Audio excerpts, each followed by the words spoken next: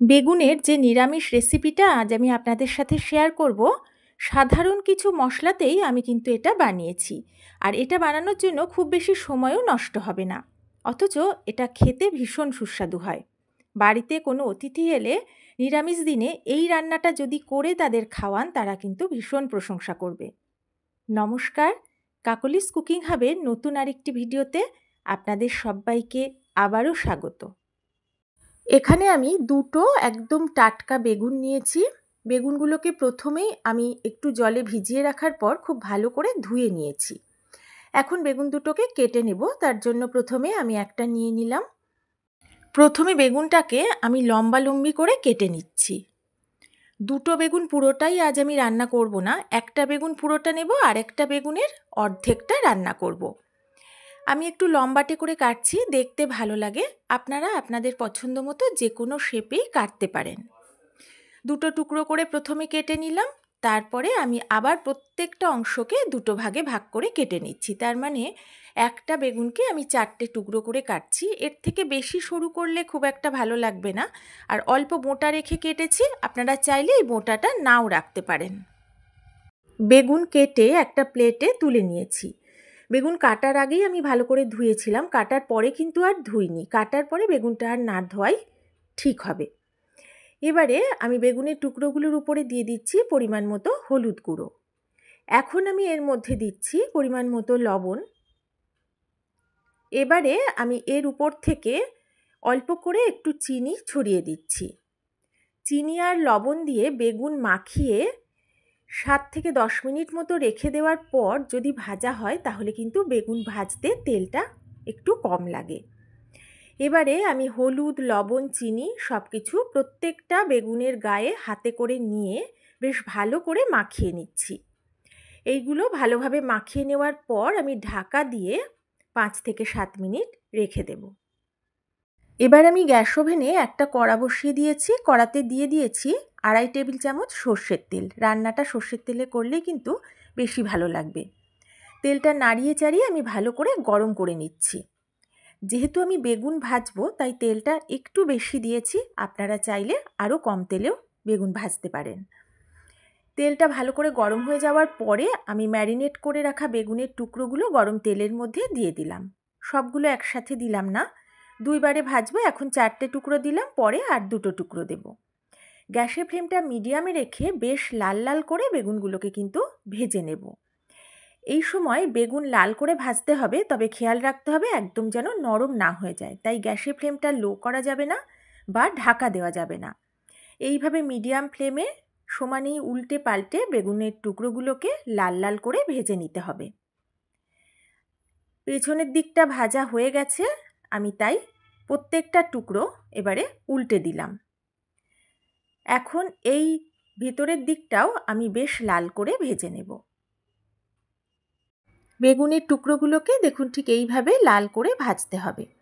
আমি 4টে টুকরোই বেশ লাল লাল করে ভেজে নিয়েছি। এখন আমি হালকা করে একটু চাপ দিয়ে অতিরিক্ত তেলটা বের করে দিয়ে বেগুনগুলোকে তুলে নিচ্ছি। দেখতেই পাচ্ছেন বেশ লাল লাল হয়েছে, কিন্তু নরম হয়ে একদম গলে যায়নি। এইভাবেই ভাজতে হবে, আর একটু চেপে চেপে তুলবেন, তাহলে বেগুনের মধ্যে অতিরিক্ত তেল থাকলে সেটা বেরিয়ে যাবে। এগুলো তুলে নেওয়ার পর আমি বাকি যে টুকরো দুটো রেখে দিয়েছিলাম, সে দুটো এই তেলের মধ্যে দিয়ে দিলাম। এই টুকরো দুটোকেও একইভাবে মিডিয়াম ফ্লেমে উল্টে পাল্টে বেশ লাল লাল করে ভেজে নিয়ে তুলে নিয়েছি। বেগুন ভেজে তোলার পরে যে তেল আছে, সেই তেলের মধ্যেই আমি দিয়ে দিলাম 1/2 চা চামচ কালো জিরে, আর দিচ্ছি একটা শুকনো লঙ্কা মাঝখান থেকে ছিঁড়ে দিলাম। আপনারা যদি চান তাহলে 2-3টে শুকনো লঙ্কাও দিয়ে দিতে পারেন। এবার নেড়ে চেড়ে লো ফ্লেমে 30 সেকেন্ড মতো ফোড়নটা ভেজে নেব। ফোড়নটা ভেজে নেওয়ার পর আমি এর মধ্যে দিয়ে দিয়েছি 1/2 চা চামচ হলুদ গুঁড়ো। এখন দিচ্ছি কালারের জন্য 1/2 চা চামচ কাশ্মীরি লঙ্কার গুঁড়ো। আর আমি এর মধ্যে দিয়ে দিচ্ছি অল্প করে একটু জল। জলের সাথে গুঁড়ো মশলাটা নাড়িয়ে চাড়িয়ে বেশ ভালো করে আমি ভেজে নিলাম। গুঁড়ো মশলার কাঁচা গন্ধটা চলে গেছে। এখানে আমি 2টো মাঝারি সাইজের টমেটো একদম মিহি করে পেস্ট করে নিয়েছি। সেই টমেটো পেস্ট আমি অ্যাড করে দিলাম। টমেটো পেস্টের বদলে আপনারা টমেটো কুচি দিতে পারেন, তবে একটু মিহি করে কুচিয়ে নেবেন যাতে ভালো করে মিশে যায়। আর কেউ যদি টমেটো দিতে না চান, তাহলে টক দই খুব ভালো করে ফেটিয়ে জলটা ঝরিয়ে এর মধ্যে দিয়ে দেবেন। এবার বেশ কিছুটা সময় এইভাবে নাড়াচাড়া করে ভেজে নেওয়ার পর লো ফ্লেমে ঢাকা দিয়ে আমি এটা কিছুক্ষণ ভেজে নেব। এখানে আমি নিয়েছি 1 চা চামচ পোস্ত, হাফ চা চামচ কালো সর্ষে, হাফ চা চামচ হলুদ সর্ষে, নিয়েছি 2 চা চামচ নারকেল কোড়া, এখানে কেনা নারকেলের যে গুঁড়ো সেটাই নিয়েছি, আর 2টো কাঁচা লঙ্কা নিয়েছি, আপনারা আপনাদের স্বাদ মতো কাঁচা লঙ্কাটা নেবেন। এবারে এই সব উপকরণ আমি প্রথমে শুকনো অবস্থায় একটু গুঁড়ো করে নিয়ে তারপর অল্প করে জল দিয়ে মিহি করে বেটে নেব। টমেটো বাটা খুব ভালো করে আমি ভেজে নিয়েছি, বেশ দানা দানা হয়ে গেছে আর টমেটোর কাঁচা গন্ধ আর একদম নেই। টমেটো ভাজতে ভাজতে যখন বেশ দানা দানা হয়ে যাবে তখনই বুঝতে হবে যে এটা ঠিকঠাকভাবে ভাজা হয়েছে। এক্ষুনি আমি যে মশলাটা বানালাম পোস্ত, সর্ষে, নারকেল কোড়া, কাঁচা লঙ্কা দিয়ে, সেই মশলা বাটাটা আমি এর মধ্যে এখন অ্যাড করে দিচ্ছি। পুরোটাই অ্যাড করে দেওয়ার পর লো ফ্লেমে নাড়িয়ে চাড়িয়ে প্রথমে একটু মিশিয়ে নেব, তারপর এইভাবেই নাড়াচাড়া করে 1 মিনিট বা তার একটু বেশি সময় আমি প্রথমে ভেজে নেব।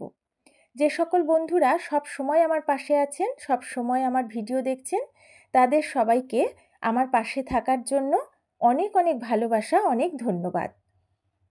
মশলাটা এইভাবে নাড়াচাড়া করে আমি কিছুটা সময় ভেজে নিলাম। এখন আমি মিক্সির জারটা ধুয়ে কিছুটা জল এর মধ্যে দিয়ে দিলাম। মিক্সির জারে অনেকটা মশলা ছিল, যাতে মশলাটা নষ্ট না হয় তাই মশলায় একটু জল দিয়ে গুলে আমি এর মধ্যে দিয়ে দিয়েছি। এখন আবারও একটু নাড়াচাড়া করে মিনিট খানেক ভেজে নেব, তারপরে আমি লো ফ্লেমে ঢাকা দিয়ে কিছুটা সময় মশলাটা কষাবো, যাতে মশলার থেকে বেশ ভালোভাবে তেল ছেড়ে দেয় আর কাঁচা গন্ধটাও একদম চলে যায়। ঢাকাটা তুলে নিয়ে আমি এবারে একটু দেখে নিলাম, মশলাটা সুন্দরভাবে কষানো হয়েছে, বেশ ভালোভাবেই উপর থেকে তেল ভেসে উঠেছে আর সুন্দর ভাজা গন্ধ বেরোচ্ছে।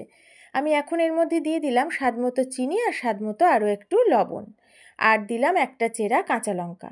লবণ মিষ্টি ঝাল সবটাই কিন্তু আপনারা আপনাদের স্বাদ মতো দেবেন, মিষ্টিটা না চাইলে স্কিপ করতে পারেন, তবে স্বাদের ব্যালেন্স করার জন্য এই রান্নায় একটু মিষ্টি দিলে ভালো লাগবে। এখন এগুলো নেড়ে চেড়ে আমি একটু মিশিয়ে নিচ্ছি। এখন আমি এর মধ্যে অ্যাড করে দিচ্ছি পরিমাণ মতো জল। রান্নাটা খুব বেশি ঝোল হবে না, আবার একেবারে শুকনোও হবে না, গামাখা গামাখা গ্রেভি রাখতে হবে, সেই পরিমাণ বুঝে জলটা এর মধ্যে অ্যাড করবেন। আমি ভালো করে নাড়িয়ে চাড়িয়ে মশলার সাথে মিশিয়ে নিচ্ছি। আবার অতিরিক্ত জল না দেওয়াই ভালো, বেগুনটা তো এতক্ষণে সেদ্ধ হয়েই গেছে। এবার গ্রেভির মধ্যে বেগুনটা দিয়ে বেশি ফোটালে কিন্তু একদম গলে ঘেঁটে যাবে, খেতে একটুও ভালো লাগবে না, তাই সেসব বুঝে জলটা অ্যাড করবেন। এবারে আমি হাই ফ্লেমে এটাকে ফুটিয়ে নেওয়ার পর গ্যাসের ফ্লেমটা লো করে দিয়ে আমি ভেজে রাখা বেগুনগুলো এর মধ্যে দিয়ে দিচ্ছি।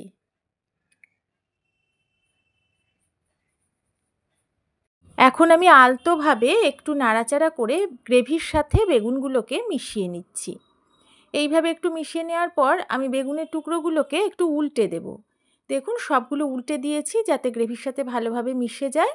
এখন আমি ঢাকা না দিয়ে গ্যাসের ফ্লেমটা মিডিয়ামে রেখে 2 মিনিট মতো রান্না করে নেব। এইভাবে রান্না করার ফলে সুন্দরভাবে বেগুনটা মজে যাবে। 2 মিনিট পরে অনেকটাই গ্রেভি কমে গেছে, এই রকম গ্রেভি আমি রাখবো, এর থেকে বেশি আর কমাবো না। আর খুব সুন্দরভাবে কিন্তু মশলার সাথে বেগুনটা মজে গেছে। এবার আমি উপর থেকে ছড়িয়ে দিচ্ছি কিছুটা ফ্রেশ ধনেপাতা কুচি। ধনেপাতা কুচিটা শেষে দেওয়াতে গন্ধটা কিন্তু খুব সুন্দর হবে, আর গরম মশলার গুঁড়ো আমি কিন্তু এখানে অ্যাড করছি না। এবার আমি একটু গ্রেভির সাথে ধনেপাতা কুচিটা হালকাভাবে মিশিয়ে নিচ্ছি। রান্নাটা আমার একদম কমপ্লিট। এবার আমি গ্যাসের ফ্লেমটা অফ করে দেব, তারপর ঢাকা দিয়ে 1 মিনিট মতো স্ট্যান্ডিং টাইমে রেখে গরম গরম পরিবেশন করব। নিরামিষ বাহারি বেগুন আপনাদের কেমন লাগলো আমাকে জানাতে কিন্তু ভুলবেন না। এই রেসিপিটা গরম গরম ভাতেও ভালো লাগবে, রুটি, পরোটা, লুচির সাথে তো অসাধারণ লাগবে, পোলাও, ফ্রাইড রাইসের সাথেও কিন্তু এটা খেতে পারবেন। যদি আমার রেসিপিটা ভালো লাগে অবশ্যই আমার ভিডিওতে একটা লাইক করবেন, পারলে একটু শেয়ার করবেন, আর নতুন বন্ধুরা ভিডিও ভালো লাগলে বন্ধু হয়ে পাশে থাকবেন। তাহলে আজকের মতো বিদায় নিচ্ছি, নতুন রেসিপি নিয়ে আবার চলে আসব। সবাই ভালো থাকবেন, সুস্থ থাকবেন।